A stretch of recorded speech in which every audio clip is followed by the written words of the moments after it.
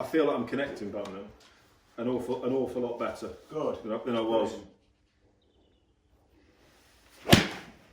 Nice one. Yeah, so most stuff's been like that, really. That's great. I think a few times I've tried to hit it too hard. Yeah. Swings a bit fast, maybe just caught it a little bit too thin, that type of thing. But people are going, where's your setup now? Don't worry about it. we don't do that in this day and age anymore. We just see it and do it. Yeah, pretty much.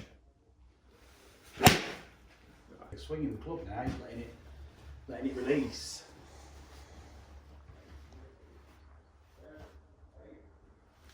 Oh, that was.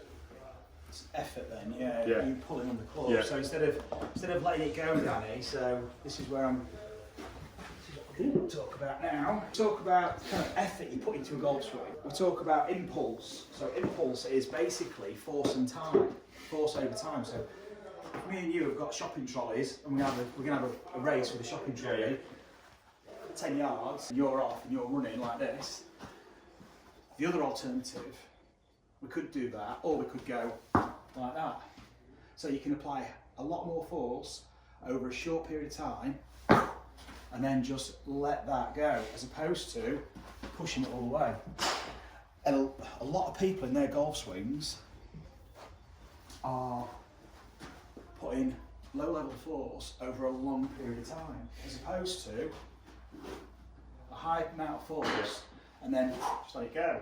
So if you feel yourself pulling it and kind of maybe getting quick, that's really where you've literally pulled the handle and then you get into the ball earlier than you'd normally normally expect, and it feels quicker because you think, well, I've got to throw quicker, so I must be swinging quicker. It's not like that. It's just because this went first. So what we've got to do, we've got to start a time and create that impulse.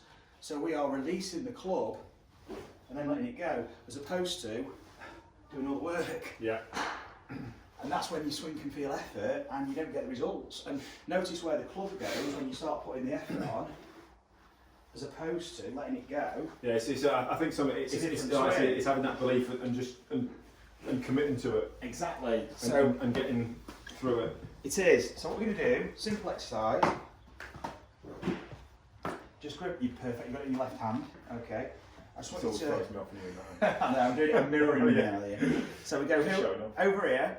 Now I want you to bang the ball to swing it back. Okay. Now I want you to use your right hand here and just cock your wrist, because what you're going to do, so you're going to push it to release it. Yeah. So you extend your arm. So it's a short, sharp bang to release the club, and then let it swing from your shoulder. Bang. That's it. Now we don't want to keep the hand on it. It's just there, and I want you to bang the board first and then push it. So it's a bang first and then a push. Now you could push it, if I was pushing it here, by the time I get to the golf ball, it might be like that. Yeah. Okay, which isn't great for an iron. Good for a driver, but not good for an iron. For an iron, we want to be, with an iron, we want to be coming down that way. So we've got the sweet spot, we're presenting the sweet spot to the ball and coming down, and we're catching it. We're catching the ball, we're catching the ground here at the front of the bounce. If we release this thing early, this gets to the ball earlier, and it starts doing this. So you start hitting it with the back edge of the bounce, and what you were talking about earlier about the tight lies at Woodall, stuff like that, become a nightmare, okay? Because you start catching it off the bottom of the club, and you've got to nip it perfect, otherwise, like you say, it's bouncing, you can thin it, there's loads of stuff that can go on. So we've got to have that descending blow. That club is travelling very different. If you look at how the club's travelling with the grip and the head, very different to this. Yeah. So when you're doing this exercise, what you can appreciate now is my club looking more like, is it travelling through like this, or can I push it later, and now it's going to be releasing more like that, so it's late, yes, so push it much later, there. So it's almost snapping now, that snap release is happening almost after the ball. Step forward onto the carpet, and I'll just have a swing here, Danny, and see how it feels. That's it. Brilliant. One more. How would you finish? Finish. you let it come to here then. Yeah. So you're letting that snap release, that's taking that club to the finish. So it's a lot later. Oh, yeah, don't worry. It's going to feel a bit strange. Hold on. There we go. Sure. That's beautiful. That's the one. Yeah. So you're starting to feel basically the ball fly with your golf swing. You're starting to see a ball fly and feel it with your movement. So you're attuning yourself to the ball fly.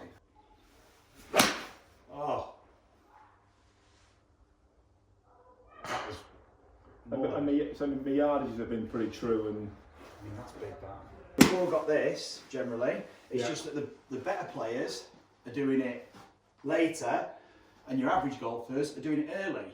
And this is happening because the body's not sequencing and they're not moving. The better players, they've got all this sequence that we talked about last week, and then the club releases. So it's a later release. And that's why you might be getting the sense sometimes that your swing's quick. It's not, it's just the early release.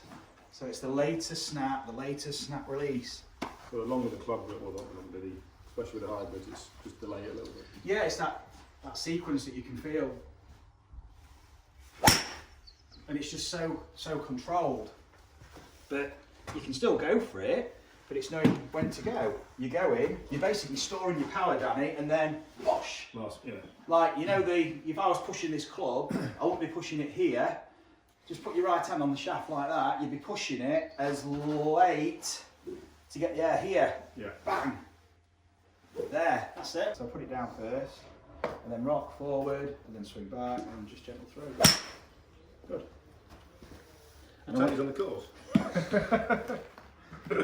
Someone might say something, I reckon, but beautiful. Yeah, beautiful. Danny, that's class. I'll take that all day long. Yeah. Maybe I don't need a swing wood. But timing's at the heart of it. Brilliant. That's the one.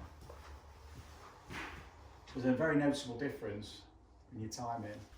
It's like any sport, it's about timing it, the sequence, it comes sweet off the bat. Beautiful. So it's the same with that, Danny, there. So you need the draw, that's all. It's the same draw arc. Nice. What a ball fly. That's it. Beautiful. Cool. All right. Yeah. That was awesome, that one. Right, we'll go do some short game. Let's have a look at these short, we'll go out in the short game area. Oh, There we go. great shot. And you can go more right than that with your swing.